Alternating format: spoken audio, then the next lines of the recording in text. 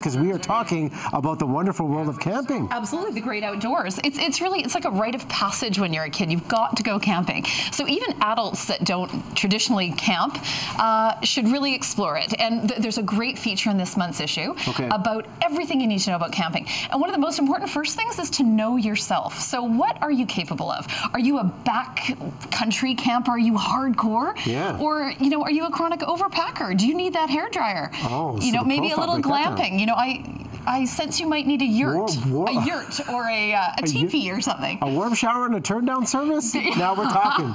A nice soft mattress. Well, do you know, Discover Camping is a great website, and you can find things like that. So electricity, camps, running toilets, hot showers. So you need to know what you're looking for. Now, there's a lot of great campsites in Vancouver and in British Columbia in general, but some favorites of mine, starting in the Okanagan in Fintry, great campsite. If you want to head up to the Okanagan, you want to be near the lake, but also be sure you're going to get some great hot summer weather. Yeah. So if you're ready to make a bit of a road trip and your kids can handle the trip, try that.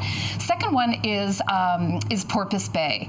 Porpoise Bay. This is Porpoise Bay. We have taken the kids there 3 times. It's just outside of Seychelles, so really quick, easy ferry ride. You're there. You're close to grocery stores. So if you don't want to let go of the tether to the mainland or to civilization too much, great spot. And the last one is Miracle Beach. This is up the island coast. Gorgeous spot. Miles of sand beaches, sand dollars, great beach experience. So we know our profile, we know where we're going, now the supplies. What do you take? What are we taking? Okay, so I could have brought tons of stuff, but the main thing with kids is to be prepared. You don't want to be scrambling or without the basics.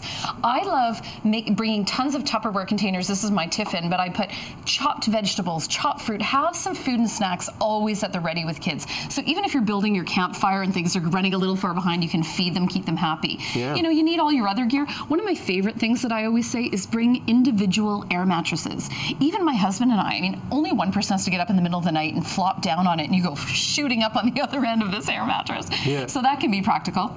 But one thing the magazine's got are some great kid tips.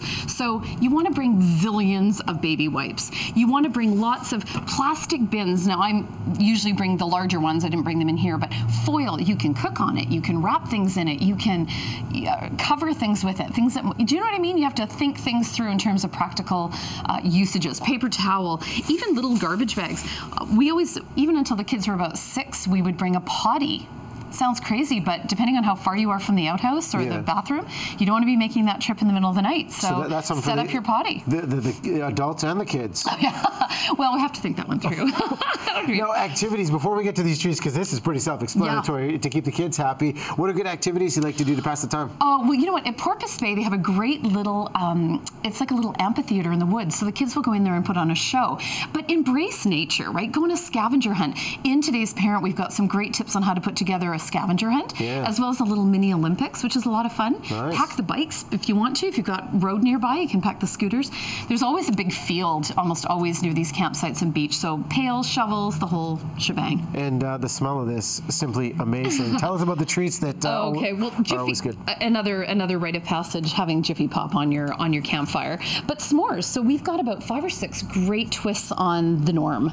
So we tried to roast some marshmallows this morning, so it was a little bit tough. But instead of bringing biscuits and chocolate, get some of these fun cookies that already have everything built into them and make them make instant s'mores. Or use caramel cookies. You can put after 8s on here, make chocolate mint ones. Yeah. And what do? We took chocolate oatmeal cookies and we used Score bar pieces to make a really fun s'more there. Can I have one of these? Take a bite. Let yes, perks of the gig. Oh, you're going just for the cookie. I'll go for the cookie. We don't want to make too big of a mess. I see there's an entourage of kids here. We got to save s'mores for them. Today's Parent magazine for all of these camping tips. You almost sold me on the idea of camping. I might just go do it again. You're this close, right? Yeah. You're just this close. Yeah, you know, I'm not a big camper, but just because of your tips. Well, when you have kids, you'll change your mind. Todaysparent.com/camping. It will take you right to the link with all the tips. One day I'll call you when that day happens. Okay, sounds good. Won't be anytime soon, but I will call you because she is the expert. Russell Gate with a final look at weather for us right after the break, and we'll wrap things up. Look at these treats.